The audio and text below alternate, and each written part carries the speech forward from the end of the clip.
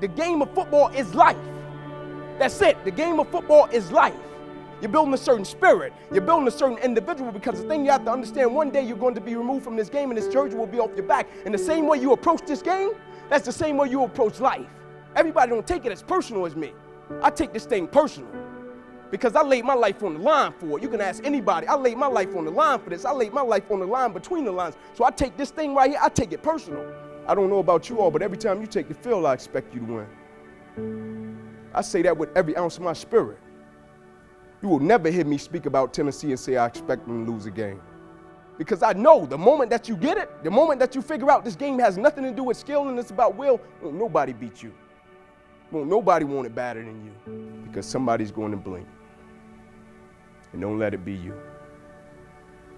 And that's my time. God bless you all, man. Let's go. Thank you.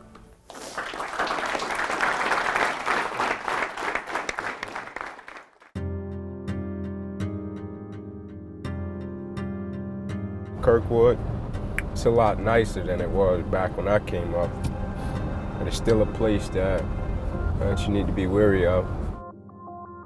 The dynamics of the neighborhood, it was a very rough neighborhood. A lot of crime, a lot of killing, a lot of violence, a lot of gangs. You should have a goal, one of the little rollaway goals. I was playing by myself, and that's when the ball rolled. I got down here and I looked up in there, and he was sitting there, and he was sitting and he was shooting it up just like that. And he just looked at me and made me realize, I never want to do that, man, because that guy just looked hopeless. Looked like he had nothing to live for. Took him about 125 Warren Street. It's still 125. It's a 2-bedroom home. It's 14 of us, one bathroom. And we used to sleep on the floor. We would make pallets. You see roaches and rats running across you while you're in the home. When he got a chance to sleep in the bed, it was 6 of them in the bed, 3 to the top and 3 at the bottom. And there was time we struggled when, you wonder where your next meal is coming from. And most of my uncles, they sold drugs. My grandfather sold drugs to provide for the family. So you're a kid, man, and the cops would just kick down your door and they would raid your home. And it's 10, 11 cops, and they're flipping things over. And you watch them grab your grandfather out of his wheelchair with no legs, and they slam him on his face in front of you. And this happened on more than one occasion. And you're a kid, man, this scares the crap out of you, man. And so you're watching all this transpire and you're like, man, I never, ever want to take my family through anything of this nature. For a long time, man, ever since I was a kid, I felt like my calling was sports. And that's what God put me on this earth to do, and so I wanted to become an NFL player. I kept him around people like my brother-in-law and my sister to keep him out of the area. So I kept him around positive people and kept him involved in sports. I used to always think that hopefully that would take his mind away from the situation that was going on at home. He could play any sport, run, jump, basketball, football, probably one of the best players in any sport he played. When I would play sports, I wouldn't play with guys my age. I would always play with older guys. And so I would leave the basketball court, nose bloody, lips busted, scratches, scars all over me. And so now, when I played with kids my age, yeah, I was the smallest guy, but I was one of the toughest guys because I was so used to playing with grown guys and teenagers when I was young. When Tennessee came then, they believed in me from day one. So when they did that, and I look back, and the first team that I ever played football for in rec league was the Tennessee Volunteers. I think it was predestined, and so I said, man, I'm going up the Rocky Top.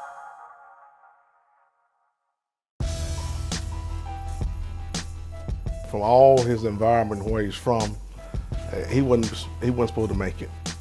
And so he put a chip on his shoulder for when he got an opportunity. So he had to come to school with a mission to prove himself. When I stepped on campus, my first media day, a reporter asked me, do I even think I'm gonna play at the University of Tennessee? I was 5'9", 153 pounds. I worked just as hard as anybody else to get my scholarship. And so now when I stepped on the field, it wasn't backing down to anybody. ultimately I was playing for God, but also I was playing for my family. I was playing for the people that believed in me. That's why when I took that field up at Notre Dame and Coach Charlie Weiss called me out and said, we're coming at Inky Johnson today. Either Inky Johnson is going to be a great player for Tennessee or he's going to be a great player for Notre Dame. And I went out and I dominated him. That's why when I went into Florida, into the swamp, and first or second possession, I think, and I came off the end and I sacked Chris Leak. But I just played, man, with this belief. Crazy as all get out, unbelievable. I thought, who's this little guy? Threw his body around, always talking noise, but it was something about it. I was at the height of my career. I was strong as I'd ever been in my life. I was as fast as I'd ever been in my life. You know, my football IQ was through the roof. I was on track to graduate. Everything was in shape in my life. You know, I said, man, 9 more games. I'm in the NFL. I don't care what anybody says. I just knew that cycle was broken from what our family had went through. He was the first one in our family on my side to go to college. It was so exciting. Things are about to change, and not knowing that things was really about to change.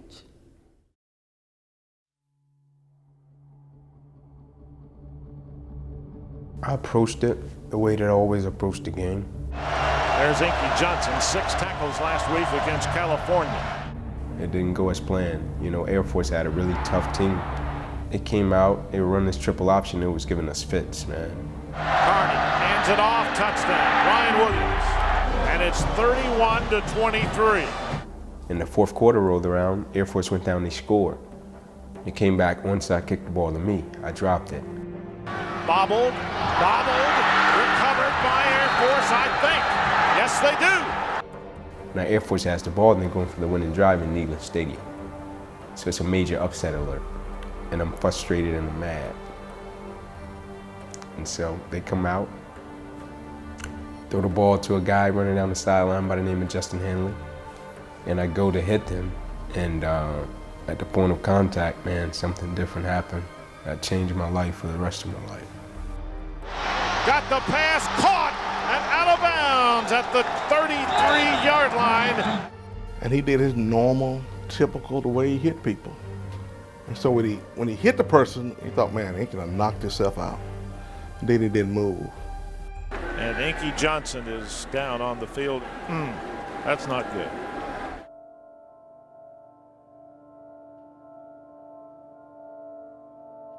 When I hit him, it seemed like everything in my body just left. It seemed like every breath in my body just left. And my body went completely limp. I fell to the ground, I blacked out. My eyes open and I heard my guy say, "Ink, get up, let's go." And I yelled to them, I said, "I can't." And there was this shock going through my whole body. And I couldn't feel anything. The trainers were bringing out the spine board. And he raised my right arm and hand.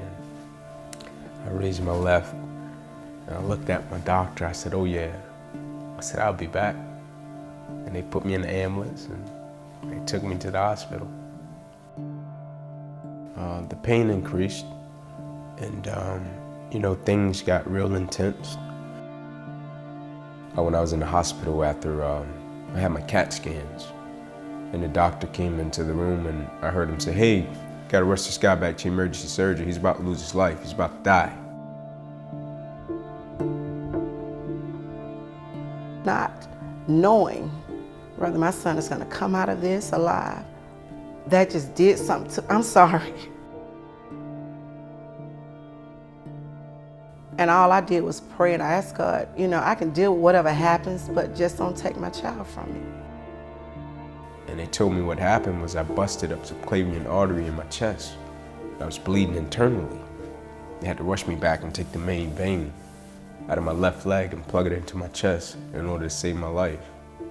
As they went in to fix the artery, that's where they found the nerve roots had been torn away from his spine. So after we was, he was in surgery for a couple of hours, we was in the waiting room, and the doc found me and showed me how the nerves had been torn away from his arm. And when I came out of recovery, he told me I had some good news and some bad news for you. So the good news is you saved your life. So the bad news is you have nerve damage in your right shoulder. We don't know how much. Have to send you up to the Mayo Clinic, but you probably can never play the game of football again. And that's when, you know, it got real. Going to the Mayo Clinic, you know, I still didn't believe that, hey man, this could be over. And they went through, they cut me on my left side of my neck, they cut me around the right side of my neck, they cut me all the way down to the bottom of my hand, down my whole arm, they cut me across the right side of my chest. After my surgery, I looked in the mirror, man, and I had all of these staples. Man, I think it's about 300 in my body, and my left shoulder, it was up to my ear, it was so swollen.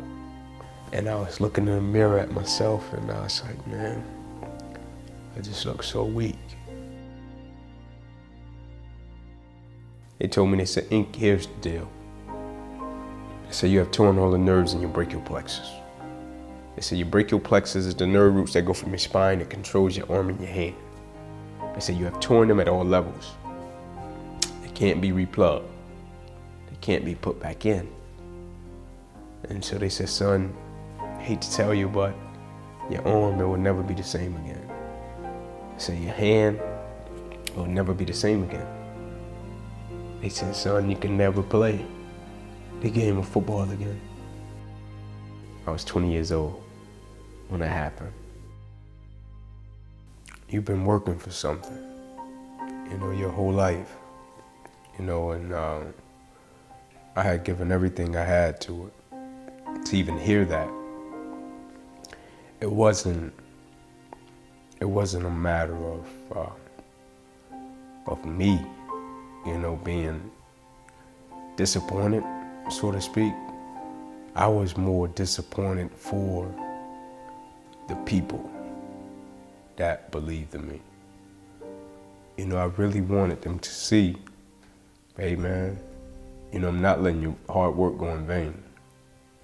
And so in that moment, that hit me. Like, hey man, I might not get the chance to let them see their hard work come to fruition. And a couple of days later, me, my family, and Mitch, and all of us, we were out of the hospital, man, and we were back home by Christmas. To know that he wasn't going to be able to play sports again was one thing, but to know that he would not be able to reach out and to hug me, that was another thing. Just the simple things in life. I thought about all that stuff. What was he going to do? How was he going to do it? How would we survive to take care of Inky? But then I realized Inky's a survivor. Inky's going to take care of Inky. It was a tough process, man, from the standpoint of, you know, I can no longer use my right arm and hand. And I have been using this my whole life. And so now you go through a stage where you have to rely on other people. You know, the earlier stages, I had to get people to help me take a bath. And so now you're sitting in disability services. Imagine this, man. You come off of a season where you bench press over 300 pounds. You run a 4.38. Now you're sitting in a cubicle in disability services. You're writing on a pad, and you're trying to learn how to write your name all over again. That's a humbling experience.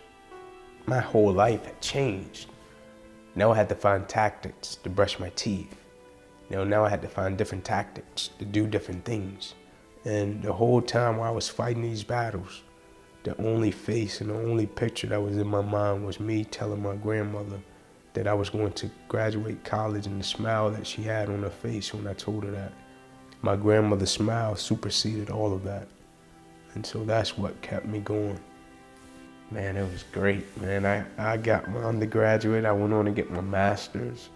And so for me getting that was a tribute to them.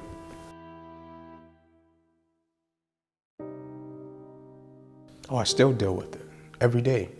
Every day I'm in pain. It shoots, you know, up and down my arm to my neck, you know, just daily. And that's when I revert back to Kirkwood. you know, all of the pain that I felt when I saw my family struggle. And so now I go through it, man, and it has made me so mentally tough that it's crazy. You know, because I get up every day and I do what I need to do, and I don't feel sorry for myself. I don't say, woe is me. I'm honored that God chose me to go through what I go through.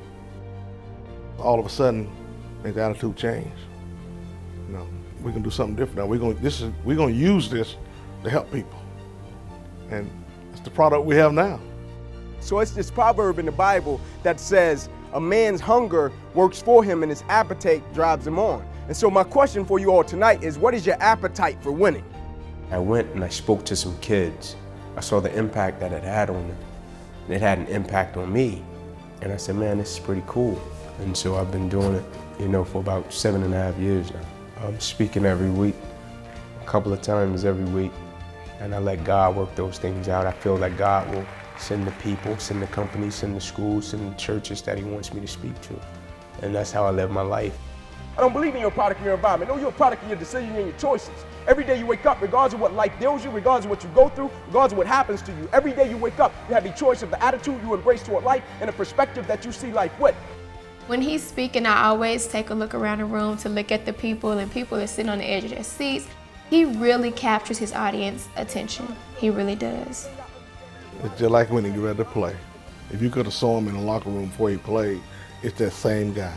I don't know if he would have had a greater impact if he had gone to the NFL and played. Man, we don't know. And we can't answer what else, can we?